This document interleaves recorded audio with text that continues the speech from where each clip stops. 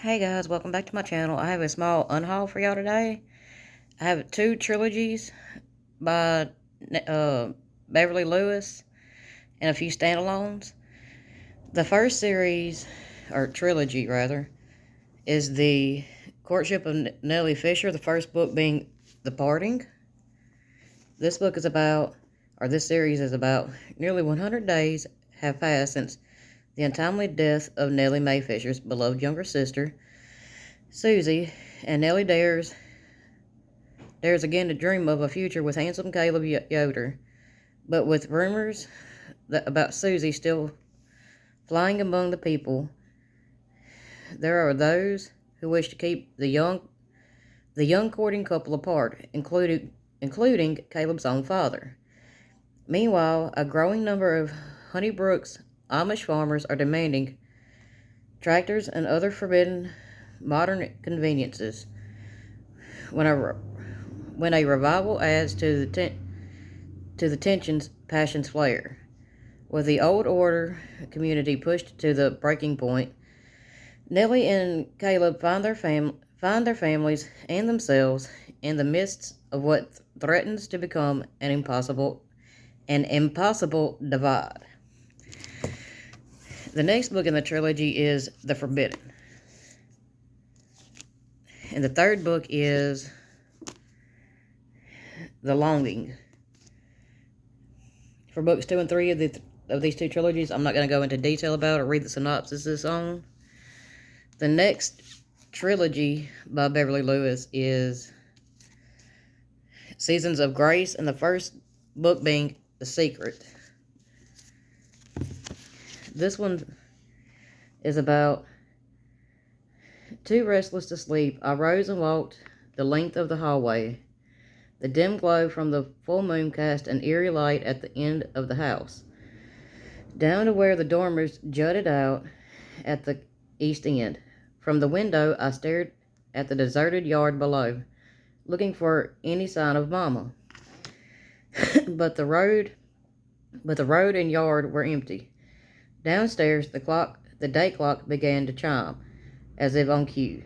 Something about the marking of hours in the deep of night disturbed me. I paced the hall, scooting past the narrow stairs leading to the third story, where Adam and Joey slept in two small rooms, safely out of earshot of Mama's mysterious comings and goings. Book 2 is The Missing, and book 3 is The Telling.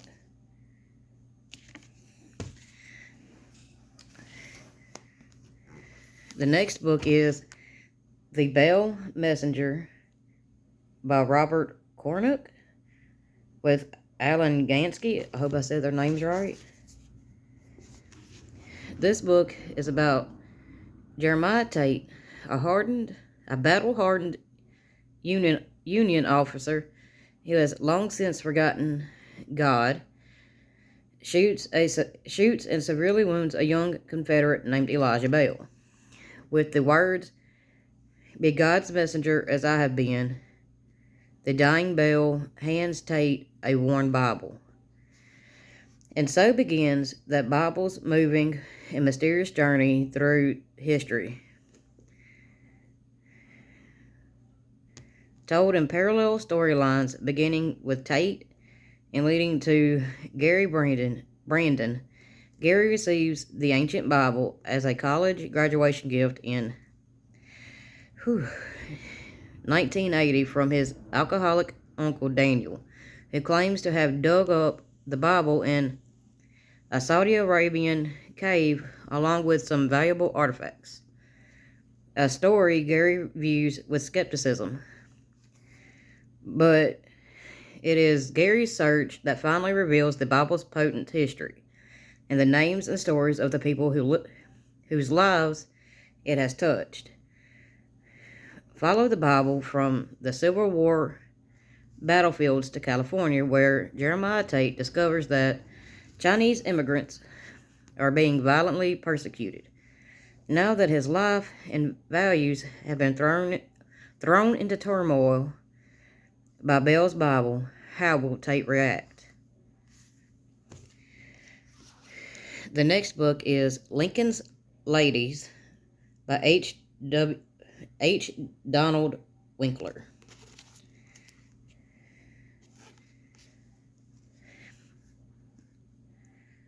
This story is about Abraham Lincoln was no ladies' man.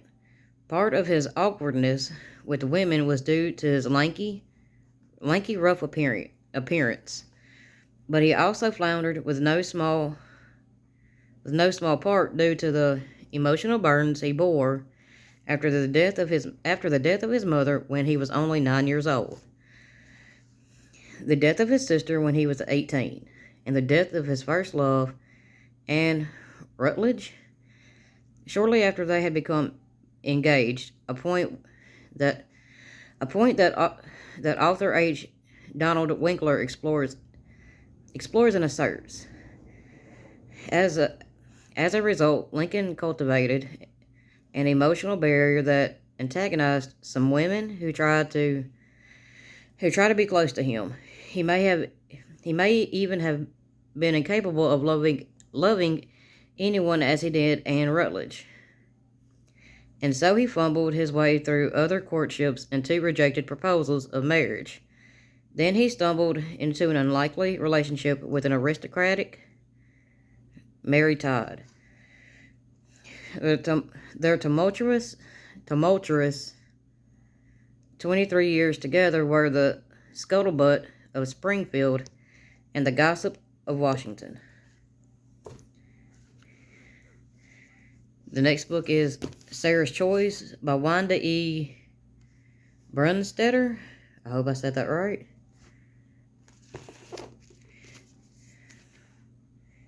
And this book is about Sarah Turner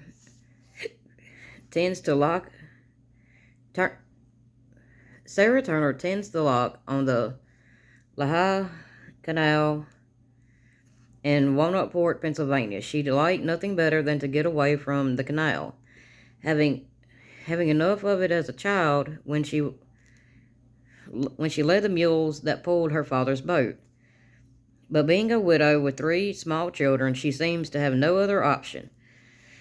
Sarah isn't looking for love again, but should she ever find it, she knows it can never be with a canal man.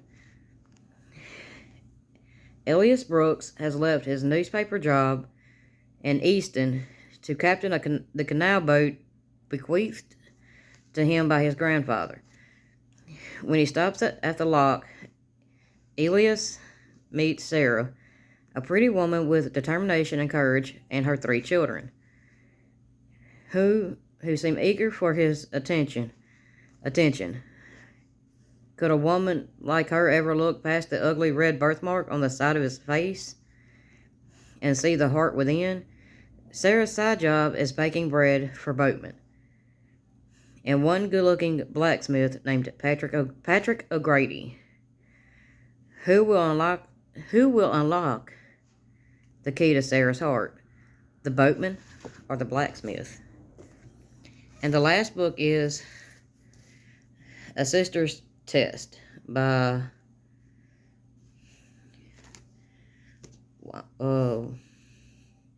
Wanda Brunstetter.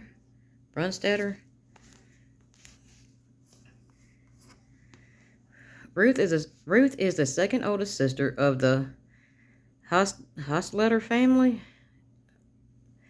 and she has one burning desire: to marry and fill her Amish household with children. Life seems to be falling into place when Martin Gingerich starts to court her and she befriends a motherless child. But her dreams are suddenly shattered in one horrific moment, putting Ruth's faith to the test. Finding herself spirituality adrift, Ruth's only real prayer becomes a desperate God, why? Will Ruth find the faith and strength to rise above the ashes? That's all I got for you today. Thanks for watching.